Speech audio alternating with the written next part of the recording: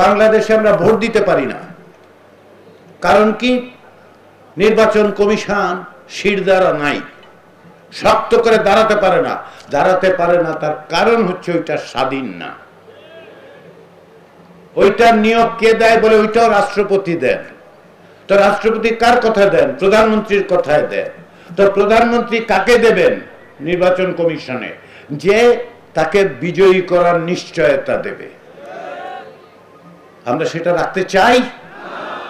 তাহলে আমাদের এটা বদলাতে হবে। রাজনৈতিক দলগুলো একমত হয়েছে যেটা বদলাতে হবে।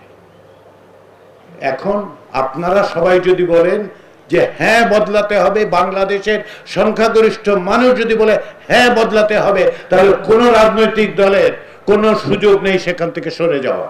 গণভোটের মার্কা হচ্ছে টিক চিহ্ন।